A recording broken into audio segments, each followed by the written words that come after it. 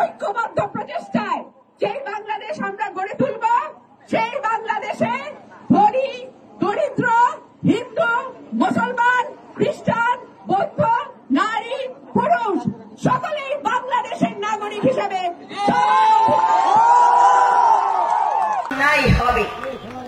অন্যায় হবে দেশনায়ক জনাব তারেক রহমানের সাথে যদি আপনারা ঐক্যবদ্ধভাবে জাহাঙ্গীর ভাইকে বিজয়ী করতে না পারেন।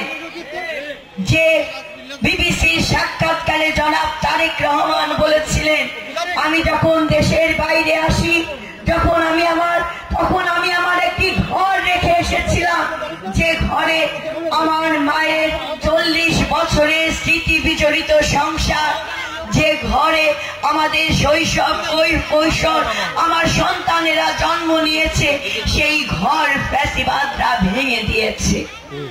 জনাব তারেক রহমান বলেছেন, আমি যখন বিদেশে আসি তখন আমি আমার ছোট ভাইকে রেখে এসেছিলাম, যে ভাই ফ্যাসিবাদের নির্যাতনে পৃথিবীর মায়া ছেড়ে এখন পরপারে পাড়ি জমিয়েছে।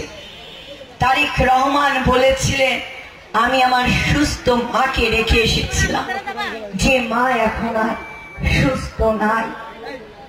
সংগ্রামী ভাইরা, আমার বোনেরা, যদি ধানের শীষের বিজয় নিশ্চিত করার জন্য আপনারা ঐক্যবদ্ধ না হন, তাহলে দেশনেত্রী বেগম খালেদা জিয়া এবং তারেক রহমান, এই জিয়া পরিবারের যে ত্যাগ, সেই ত্যাগের সাথে আপনারা বেঈমানি করবেন।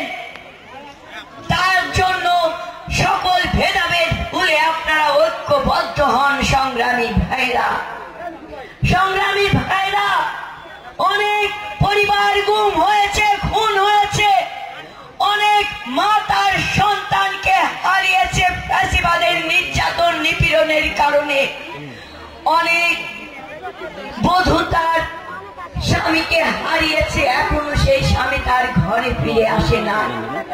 অনেক সন্তান তার গুম হয়ে যাওয়া বাবাকে এখনো আবার ঘরে ফিরে পাবে বলে স্বপ্ন দেখে। এই জুলাই গণ অভ্যুত্থানে আমাদের সকল শহীদ, যারা বীরের বেশে বাংলাদেশটাকে রক্ষা করার জন্য রাজপথে শহীদ হয়েছে, ধানের শীষের বিজয় না হলে সেই শহীদদের সাথেও বেঈমানি করা হবে। তাই আপনারা কেউ বেঈমানি করবেন না। আমার মা বোনেরা, আপনারা আজ থেকে ঘরে ঘরে যে তারেক রহমানের বার্তাগুলো পৌঁছে দেবেন। পারবেন না? পারবেন না? হাত তুলে বলেন পারবেন না? অনেক মুখে জানান দিয়ে পারবো না। পারবো না আমার মা সব? পারবো না? নড়াইলের মার্কা কি? মার্কাটা কি?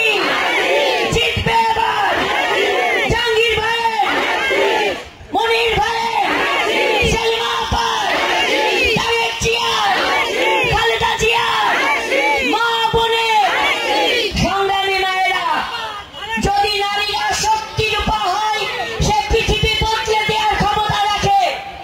তাই আমি আমার সংগ্রামী মা বোনদের উদ্দেশ্যে বলবো, তারেক রহমানের পরিবার হচ্ছেন আপনারা সবাই, খালেদা জিয়ার পরিবারের সদস্য আপনারা সকলে, বিএনপি পরিবারের সদস্য আপনারা সকলে, জাহাঙ্গীর ভাইয়ের পরিবারের সদস্য আপনারা সকলে। আপনার এই ভাইকে বিজয়ী করার জন্য আপনারা সকলে রাজপথে ঘরে ঘরে নেমে যাবেন ধানের শীষের প্রচারণায়। ইনশাআল্লাহ আগামী দিনে ভগবানের আশীর্বাদ, আল্লাহ তাআলার দোয়া দিয়ে আমরা ধানের শীষের বিজয়। দেখেছেন আপনারা? দেখেছেন না আপনারা আমাকে? আমি নিপুণ রায়চৌধুরী, আমি ঢাকা জেলা বিএনপির সাধারণ সম্পাদক। যেমন আমার মনির ভাই সাধারণ সম্পাদক, আমি নিপুণ রায়চৌধুরী ঢাকা জেলা বিএনপি সাধারণ সম্পাদক। অর্থাৎ এই নীতি নির্ধারণের ক্ষেত্রে নারীর অংশগ্রহণ তিনি কথায় না, স্বপ্ন দেখায় নাই, বাস্তবে পরিণত করেছেন আপনারা। এটাই হলো তারেক রহমান, এটাই হলো বিএনপি। আমরা অনেক সময়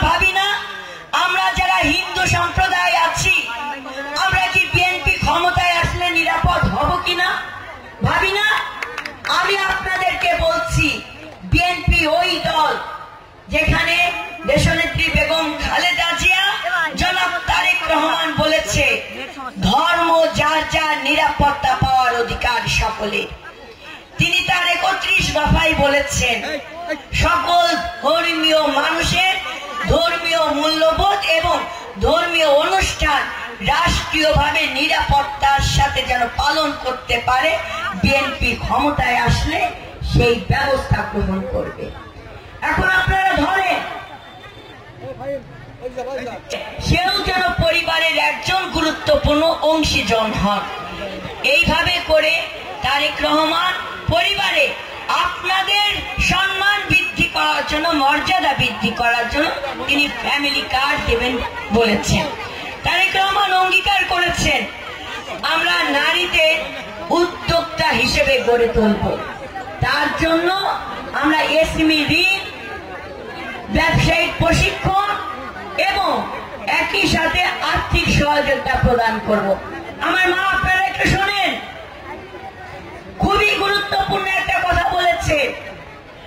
আমরা যারা পড়ালেখা করি, আমরা যারা ম্যাট্রিক পাস করলাম, ইন্টার পাস করলাম, কিংবা ডিগ্রি পাস করেছি, এমএ পাস করেছি, আবার কেউ 5-6 পর্যন্ত পড়ালেখা করেও কিন্তু আমরা অনেকে পড়ালেখা ছেড়ে দিয়েছি না? এরকম হয়েছে না? কি হয়েছে না? এই নারী সমাজ যেন পিছিয়ে না থাকে তার জন্য তারেক রহমান বলেছে আগামী দিনে আপনারা যদি বিএনপিকে ক্ষমতায় আনেন, এই নারীদেরকে উদ্যোক্তা হিসেবে গড়ে তোলার জন্য প্রশিক্ষণের ব্যবস্থা করবেন, ব্যবসায়িক প্রশিক্ষণের ব্যবস্থা করবেন। তার মাধ্যমে কি কাজ হবে? তার মাধ্যমে আপনি একজন উদ্যোক্তা হিসেবে প্রতিষ্ঠিত হবেন। আপনার ওই ব্যবসায়ী উদ্যোক্তা হিসেবে গড়ে তোলার জন্য সরকার থেকে আপনাকে এসএমই ঋণ প্রদান করা হবে, আর্থিক সহযোগিতা প্রদান করা হবে। মিছিল আনা দরকার না, বসে যান না, সহযোগিতা প্রদান করা হবে। এবং আপনি যখন একটা ছোট্ট একটা কারখানা দিবেন, সেই কারখানায় কিংবা একটা বুটিক্স দিলেন, কিংবা যে কোনো একটা ছোট কারখানা দিলেন, সেখানে আপনি যেমন আর্থিকভাবে সচ্ছল হচ্ছে, আবার ওই আপনার কাজে সহযোগিতা করার জন্য আপনি আরো 4-5 জনকে